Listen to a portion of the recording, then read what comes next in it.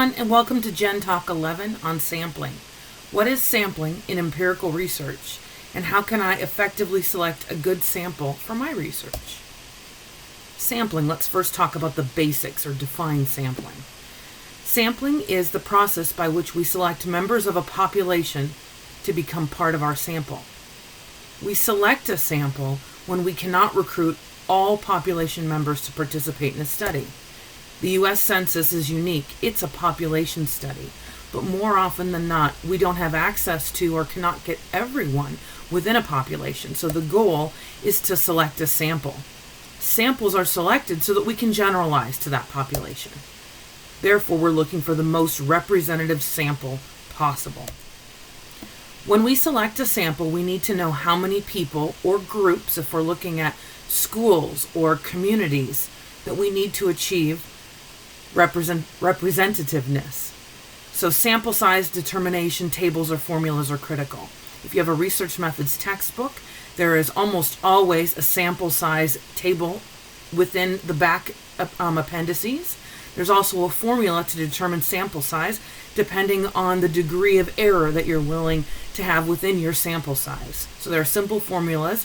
You could Google them and find several credible formulas, as well as sample size determination tables. Remember, we need to get the right size sample to ensure that it's representative, and it's already been figured out how to do that, so you don't have to invent that wheel. There are two types of sampling: probability sampling and non-probability sampling. Let's first talk about probability sampling. You can see by the name probability that it's probably got some math in there. Probability sampling is the random selection of members of a population to a sample. And there are three common subtypes. They're also highly representative because remember, we know that you've got solid internal validity if you're able to randomly select from a population into your study. Simple random sampling is the first subtype of probability sampling. It's what you're probably envisioning when you imagine randomly selecting people from a population.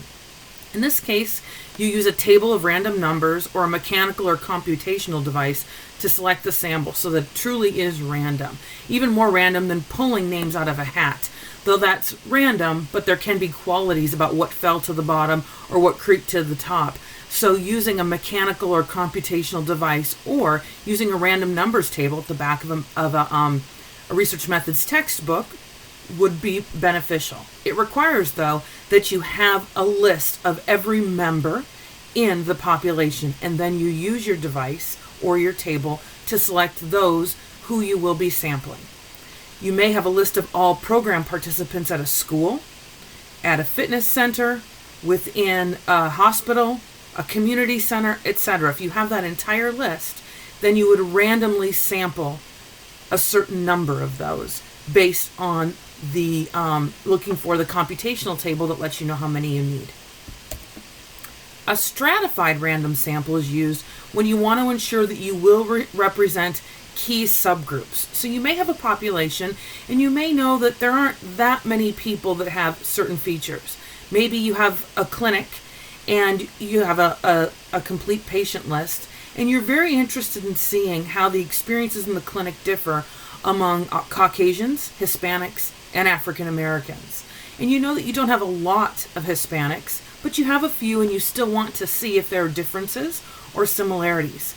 So you would do a stratified random sample in which you would first create those three subgroups of Hispanic, African American, and Caucasian. So you'd have a list of all your Hispanic patients, a list of all of your African American patients, and a list of all of your Caucasian patients.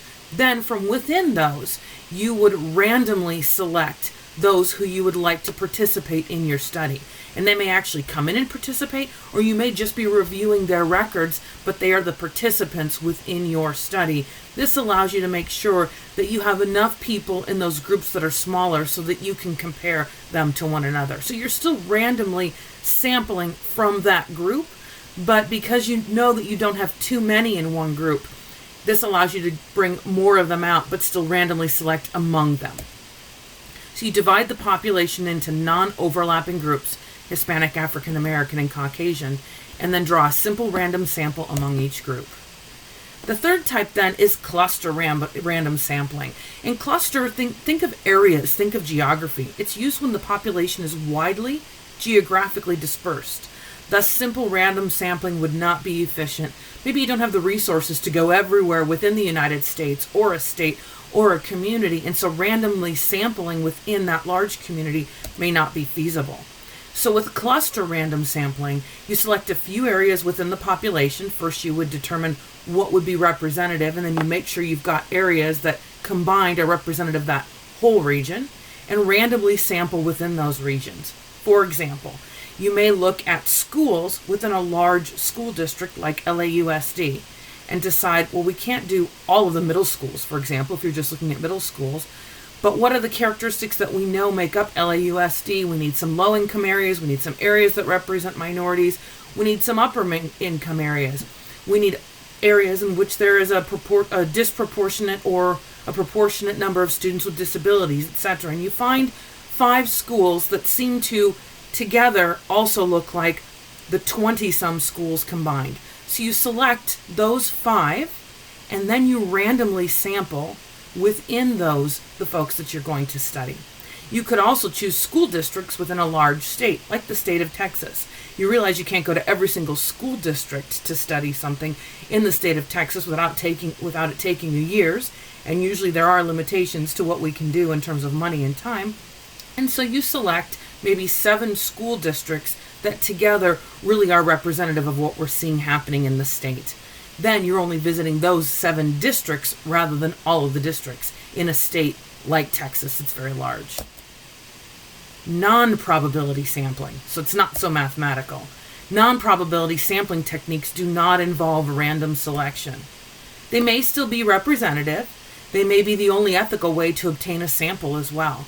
You can't always randomly select people from a group and have them experience the treatment in your study, or even randomly select people based on certain characteristics without calling them out for having those characteristics. Like maybe you're interested in looking at people who are addicted to certain kinds of drugs, and you're randomly selecting from treatment centers when that's a confidential piece of information. So oftentimes, people choose non-probability sampling when ethically they can't do random selection. There are 2 types, convenience and purposive. And then among purposive, there are 5 types. Convenience sampling is exactly what it sounds like. It involves drawing a sample from a population based simply on ease of access. Convenience sampling renders the least representative sample of a population. So when you're watching TV and you're watching one of these late night shows, or maybe even a news broadcast, go out on the street and walk up to whoever they run into to ask them a question to get a sense for how they're feeling, what they think, or if they know how to answer certain trivia questions. They're doing convenience sampling. Purposive sampling is not as haphazard as convenience sampling. They're really purposely selecting members of their sample. It's just not random. So with purposive sampling, there are 5 common types, though there are many more than 5 types. Purposive sampling involves selecting important attributes of the population, maybe income, gender, and maybe if they live in rural and or urban settings, etc. Then selecting people to whom you have access based on the attributes. It's that access piece that's critical. The first type is quota sampling. It's proportional. It involves sampling until you reach the target sample size and until you've met preset proportions within that sample. And by preset, I mean you set out to say, I would like there to be 30% of the people have, for example, in my sample, have cognitive disabilities, 30% to have physical disabilities, 30% with learning disabilities, and 10% with psychological disabilities. And the reason is because I know that that is how they are distributed within the center in which I'm working. I can't grab everyone in the population because there are thousands that use maybe this regional center all over the state. So I need a sample, and I just need to make sure it's 30, 30, 30, and 10 in order to get that 100 participants. It means you'll probably go over 100 because you're pulling people that are willing to participate, and you probably aren't going to hit exactly the proportions when you get to 100. So you make sure that you hit your N if the N was determined to be 100, and N is sample size, a lowercase n. and that you have that 30, 30, 30, and 10. Or maybe you just want there to be, want to be representative of the sex in the United States, so it's 51% women, 49% men. Snowball sampling involves word-of-mouth sample generation. Oftentimes, it's most effective when the research seeks to study a difficult-to-access population, like people who are homeless, people who are addicted to drugs, maybe people who are selling drugs or doing other illicit activities like prostitution, or victims who are ashamed of talking about their victim status. So it really involves, much like field work, getting involved and connecting with a few people with whom you gain their trust. And then those people let others know, hey, they're okay, here's what they want to know. And oftentimes there's some sort of carrot as well, maybe a gift card, $20 or something to that effect. But still, $20 isn't enough to get a drug dealer to tell you what's going on in their lives, or a man or a woman who's prostituting themselves. So they also have to trust you. That's going to come through those referrals. So those types of studies oftentimes use snowball sampling. Expert sampling involves a panel or sample of experts relevant to your research topic. So let's say you need, again, 100 experts, and you want to look at special education teachers in the K through 5 environment, or you want to look at SLPAs in non-school settings, and you need 100 of them. So you would just look for experts that have those qualities rather than randomly selecting until you got enough people that had that. In fact, it would be silly to randomly select when you're really looking for SLPAs or K through 12 special education teachers. Modal sampling is another purposive sampling type. It involves sampling until you reach the target sample size, so again, let's say you need 100, by drawing upon members of a population that are typical of the population. The word mode refers to something that occurs most frequently. When we talk about statistics, we'll talk about mean, median, and mode. Mode is the quality that happens the most frequently. So we're looking at the typical person or the typical candidate. So maybe you're working at a vocational rehabilitation center for veterans, and you know that the most typical person that comes in is low to middle income and male between the ages of 35 and 45. So you would only select men between the ages of 35 and 45 that are low to middle income. And of course you would define what low to middle income is based on that population and how those things were defined by the census. So you're just looking at the typical rather than having those outliers. Finally, heterogeneity or diversity sampling. This is a sampling type that is purposive, but it involves sampling to find the wide array of possible population member types, seeking as much diversity in the group or in the sample as possible to draw upon varying experiences and biases of the participants. So in this case, maybe you're reaching as many people as possible who had experienced physical therapy or physical rehab or something like that at a center at a gym. And you don't just want to get the typical, and you don't just want to get experts, and you don't just want to go by referrals. You just really want to understand as many different perspectives as possible. You know, you only need 100 and you work towards 100, but you may go outside of it just to see if there are any unique or different perspectives coming from new people that you survey, study, or observe. And after you start seeing that you're observing or surveying people and you're seeing repeats repeatedly, I realize that's redundant, then you know you probably have a good diverse sample. Modal and heterogeneity approaches essentially are the opposite, looking for the typical or looking for everyone as possible from the population to be represented. So let's summarize. Samples are selected to generalize to a population. The reason we sample is because we can't access the entire population. We want to make conclusions, though, about that population from our sample. Probability and non-probability sample types are what we use.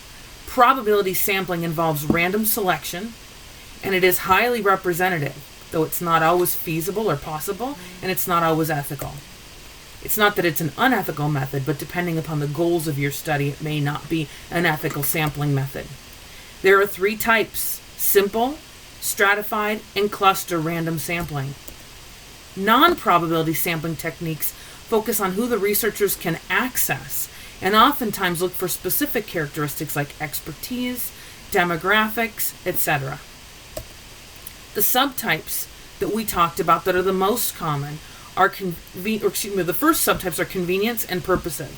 Convenience really is very haphazard. Purposive has 5 different method subtypes. Purposive methods include quota, snowball, expert, modal, and I'm missing one in here. It is heterogeneity or diversity approaches. Sampling approaches a visual representation. I wanted to leave you with this picture because there are a lot of terms used that seem to overlap. And if this is helpful for you, if you're a visual person, you can see the probability or random types. There are 3. And the non-probability types, which most of you will probably use, are either convenience or a type or subtype of purposive. Thank you.